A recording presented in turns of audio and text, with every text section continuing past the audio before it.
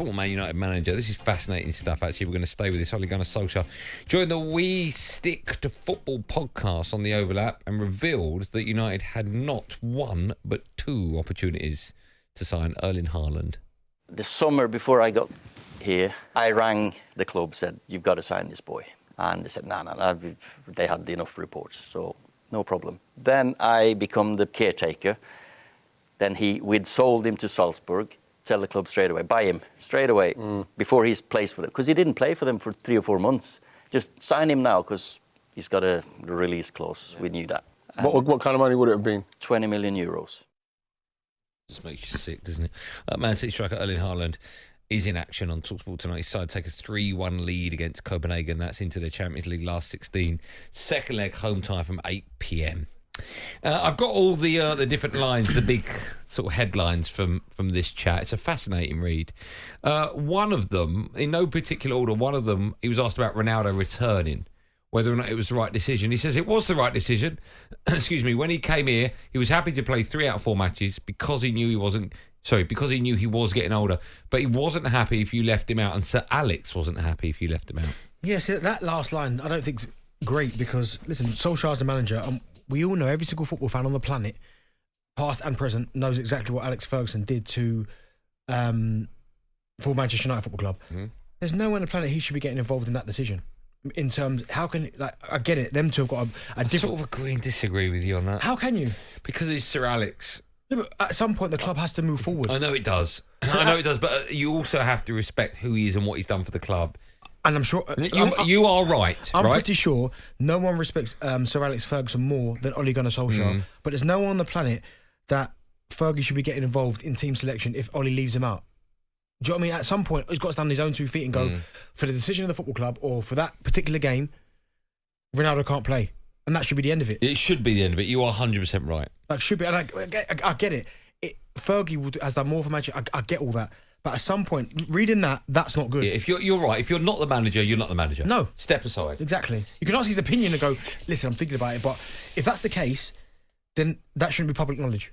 If that's a private conversation between Ollie and Fergie, then that should be a private conversation. So what are you saying? Why has that come out? Why has it come out? Because you think that'd be private, no? Yeah. Because that's not very good at...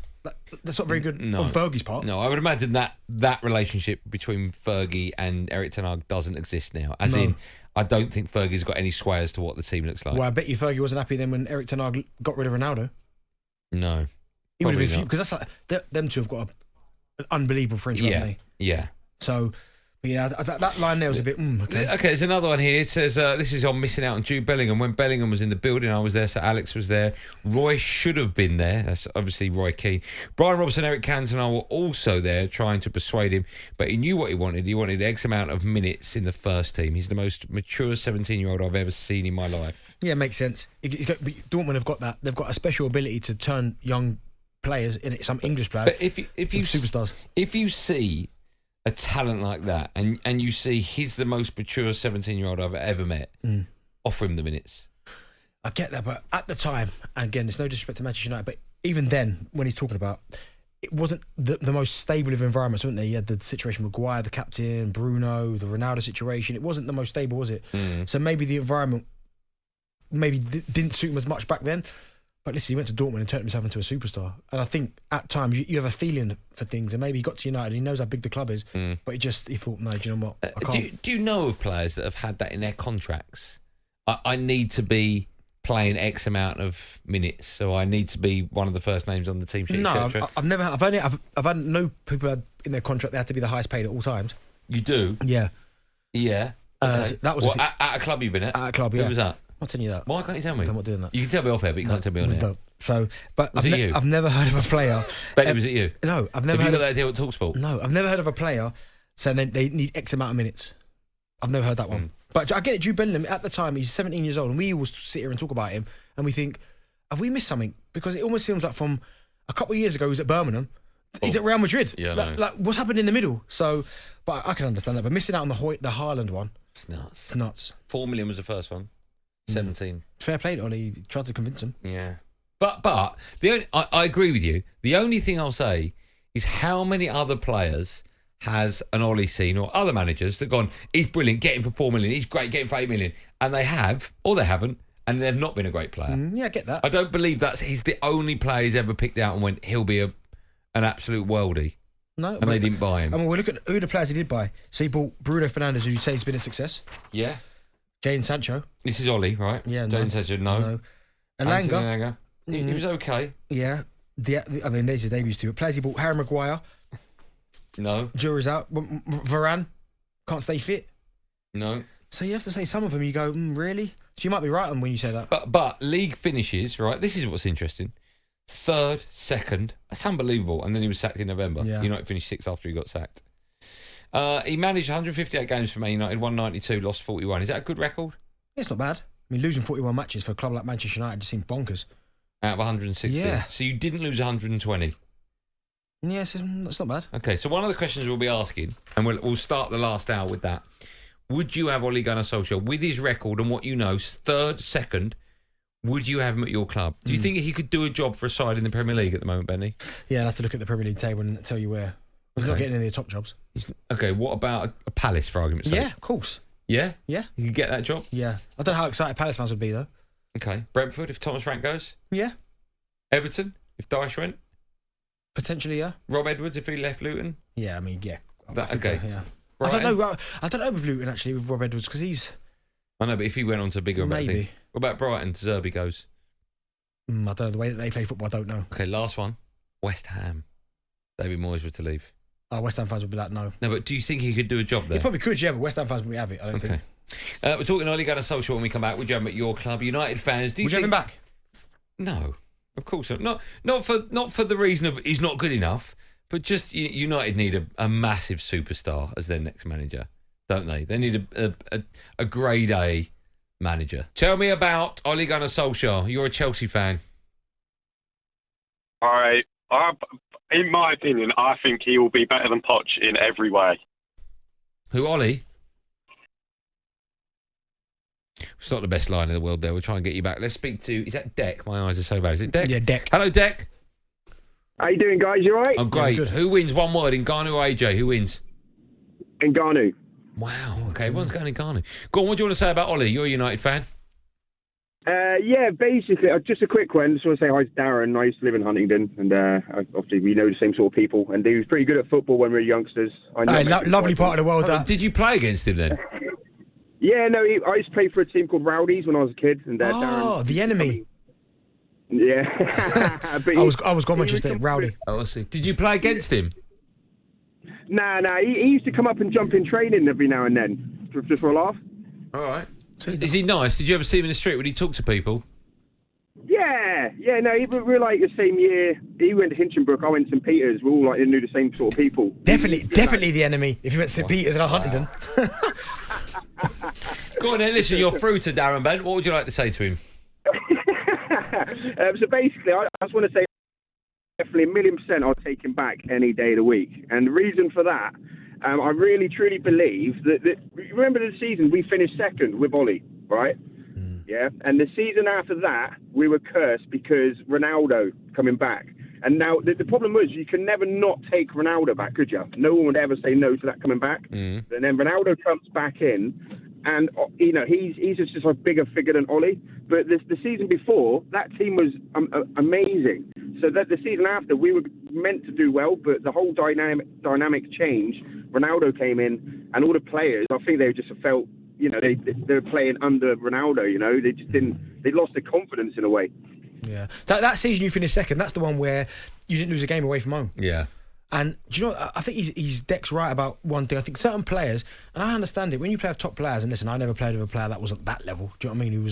I played with obviously some great ones, Rooney, Rios, these guys at England, Modric, these guys. But remember, Modric wasn't the Modric at Spurs. But you can get it.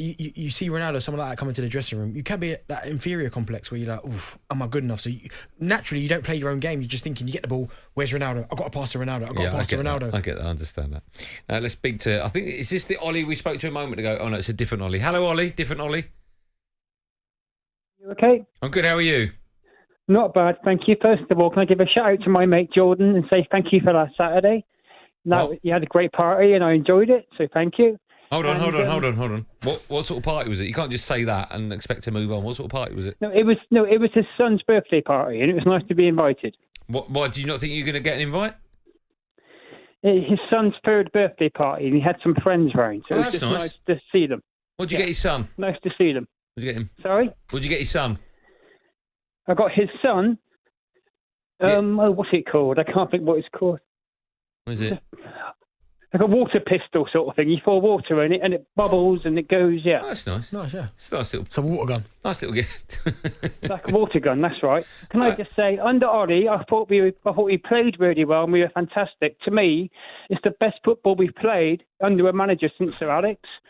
I would happily have him back, and he even got Rashford looking good, and not many's done that since. So if United were to get rid of Erik ten Hag tomorrow because things aren't going right, you'd opt for Ole Gunner, would you again? 100%.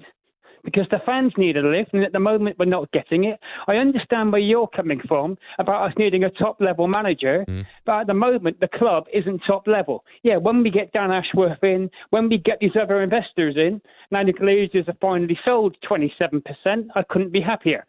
But now I'm saying, in order for the club to move forward, don't bring a top manager in yet, let the groundwork settle, and then in a year or two, bring a top manager in then.